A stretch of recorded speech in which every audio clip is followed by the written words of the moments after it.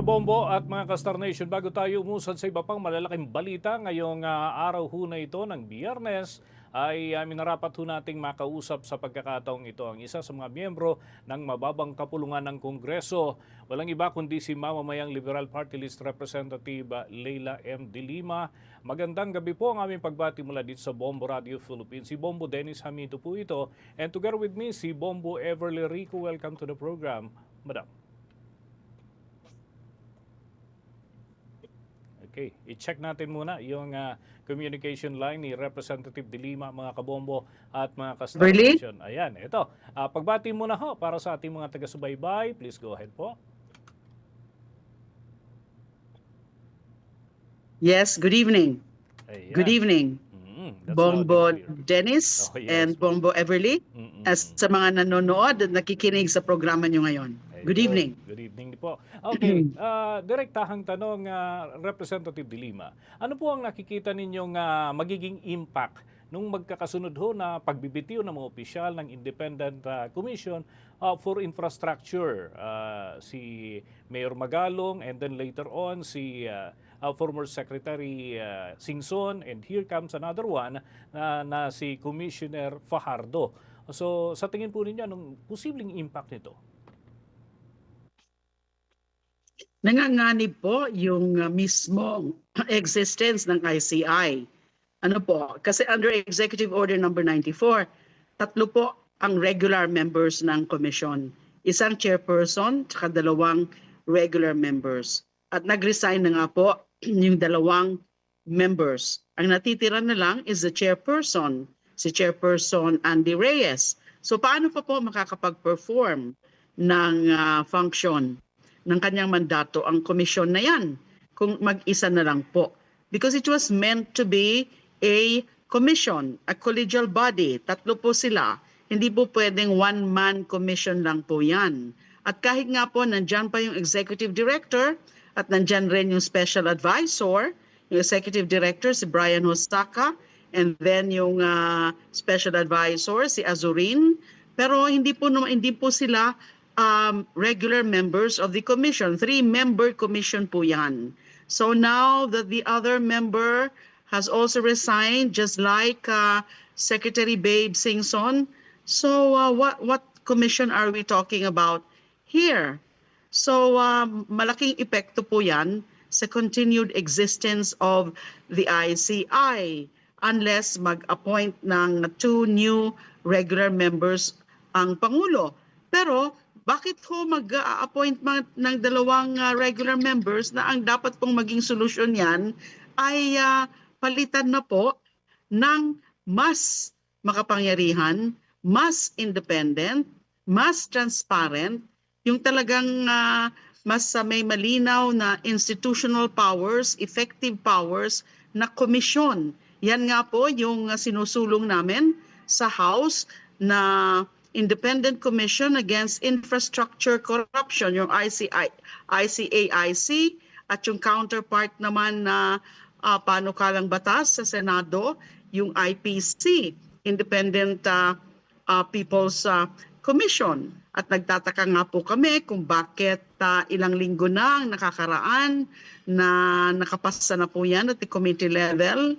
Yung joint substitute bill ay nakapasa na po nung November 13, at nakapending na po yan sa Appropriations Committee nung November 14 pa po, ay hindi na po gumalaw mula noon. Do sana po, more than 3 weeks na po yung nakalipas, sana po by now, if only na i-refer ka agad yan sa Rules Committee, at yung Rules Committee naman po ay na-forward na rin po yan sa plenary for second reading, for deliberations, for debates, and finally for third reading, ay sana po meron na po tayong ganung batas na creating this independent commission na mas merong kapangyarihan, merong budget na mas sufficient na resources at manpower. So ngayon, ito na. Ano ito? It creates a great void dito sa ongoing efforts, dito sa investigasyon. Okay, dugtungan ko lamang po yan, Representative De Lima. Nababanggit ho ninyo yung pagbalangkas ng bago at ito yung tatawagin po ninyo, ikanyo, na Independent Commission Against Infrastructure Corruption. Paano ho kaya ito? Pagpasok ng Yes. 2026, is there any available budget if may sa katuparan ho ito at ganap na maisabatas yung existence ng panibagong body, meron ho kayang aasahan na budget sapagkat ito yung isa sa binabanggit ni Mayor Magalong na isa sa mga problema yung budget ng independent panel nitong nakalipas ho na mga buwan. They should be able to provide for that budget. Nandun po yan, isa po yan sa provision ng aming bill sa ICAIC na it will be charged, yung budget, yung needed appropriation should be charged dun sa available appropriations sa current budget. And then next would be the next year would be provide naman po sa General Appropriations Act. Excuse me. So subject to budget policies, budgetary rules. So hindi po dapat magiging problema ang budget yan. May solution po yan lagi. At nandun po mismo yan. Provision. There's a provision for budget dyan sa bill. So kung mamaisabatas na po yan, ay magagawan po yan ng paraan that would be charged against any available items sa current budget. And then for 2026, pwede pa mahahanapan po yan ng available budgetary item or budget subject to existing policies, existing rules ng budget. So, pero ang ano nga po is kailangan talaga mabigyan ng sapat na resources dahil nga po sa lawak ng magiging mandato niya. Kaya nga ho, nandiyan nagka-problema. Kaya nga po, okay, ang talagang naging rason po ng pag-resign ni former Secretary Babe Singson, parang na-burned out na po siya considering his age. Pero ang isa sa tingin ko na talagang rason is that kasi nga nakita niya na ang dami nilang responsibilities, ang lawak ng kanilang mandato, and yet limitado yung kanilang powers and limitado rin yung kanilang resources. So how can they succeed? How can they be effective kung wala po yung needed support? And then ito na naman po na kakabitiw lang ng the other member, si Commissioner Fajardo. Of course, she was saying na sa tingin niya ay tapos na rin yung kanyang role dahil nakapag-recommenda na daw po siya ng mga pwede na makapag-improve sa procurement and budgetary processes ng gobyerno. Pero dapat hindi ho yan, I think, sapat na dahilan dahil nga po ang pinakamandato ng ICI, silang tatlo na miyembro ng regular members ng ICI is to investigate, to hear, to gather evidence, to receive evidence, to evaluate evidence, and to recommend the filing of cases before the appropriate bodies like before the Ombudsman. So sa tingin ko, ganun din ang naging sentimiento ni Commissioner Fajardo na sa tingin niya ay hindi talaga sapat ang nagiging suporta sa kanila. At hindi rin maiiwasan yung mga spekulasyon ngayon. Meron bang nangyayari internally sa ICI? Meron bang internal dynamics? Meron bang mga nakikialam? Meron bang nagpe-pressure sa kanila na nakakapagpahina, nakaka-undermine sa kanilang mandato? So yan po ang mga hindi maiwasan na itanong natin. Okay. Bibigyang daan ko muna po ang aking katandem dito. May ilang punto din na nais malaman. Bombo Ever? Alright. Congressman De Lima, sa ilalim nga po nitong isinusulong po ninyo na panukalang Independent Commission Against Infrastructure Corruption, papaano po ba masasabi na mas magiging epektibo po ito kaysa dun sa ICI na hindi po din po ito mauulit dun sa nangyayari po ngayon na marami pong mga nagbibitiw po na mga miyembro po nito? Unang-una, instead of 3 members, there's going to be 5 members. And then yung in terms of powers, mas marami pong powers. Hindi lang po subpoena powers, kundi contempt powers. Kulang po yung ganyang powers yung ICI ngayon. And then diretso na rin po na pwede mag-issue ng HDO or whole departure order. And pwede na rin po yung magre-recommend ng pagka-cancel ng passports, yung pagre-recommend ng pagre-revoke ng mga licenses ng mga tiwaling mga contractors.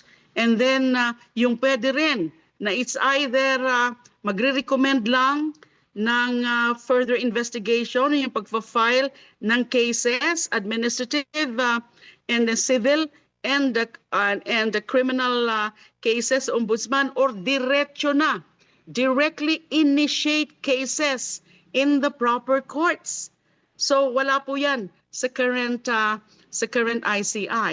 And then syempre yung pagbibigay ng immunity, and then yung yung tinatawag na perpetuation of testimony, and then yung immunity rin ng mga members of the commission itself in the discharge of their functions. Hindi sila basta-basta makakasuhan. And then hindi pwede rin basta-basta mai-issuehan ng PRO or injunction ang commission mismo in the performance of its work, unless it's the Supreme Court itself which restrains it from doing its work. So ilan lang po 'yan sa mga powers na mga ibibigay kapag maisabatas na po yung ICA-IC law. And then yung term of office po niya would be until December 31, 2028. So that means na kapag maging batas na po yan, by hopefully next month maging batas na, kasi nga dapat ngayon na yan eh. Ngayon po bago po tayo nag-break for Christmas, we were expecting na nandyan na yan yung IC law, pero hindi nga po nangyari.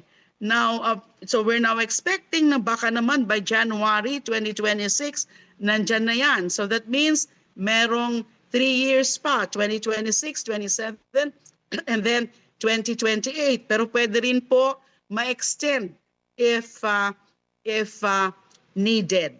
So wala na po yung provision, unlike yung sa sunset clause ngayon ng Executive Order number 94, kasi meron dyan yung tinatawag na sunset clause under Section 10 that the ICI would become functus officio when it completes its work, or unless revoked, sooner revoked by the President. The EO is sooner revoked by the President. Walang ganun po. Wala pong option or authority ang Pangulo na i-revoke or patigilin na ang komisyon.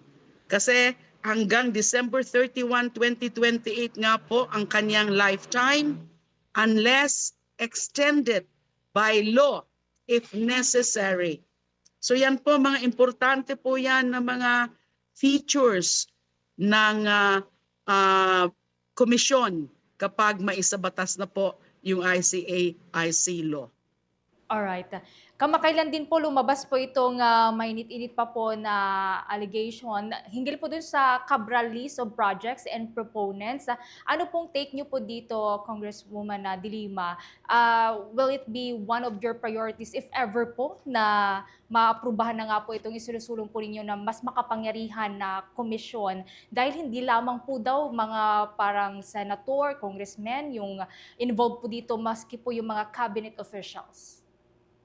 Because the Cabral list, if I'm not mistaken, yung sinasabi ni Congressman Leandro, yung kanyang ilinabas, talks about insertions, di ho ba?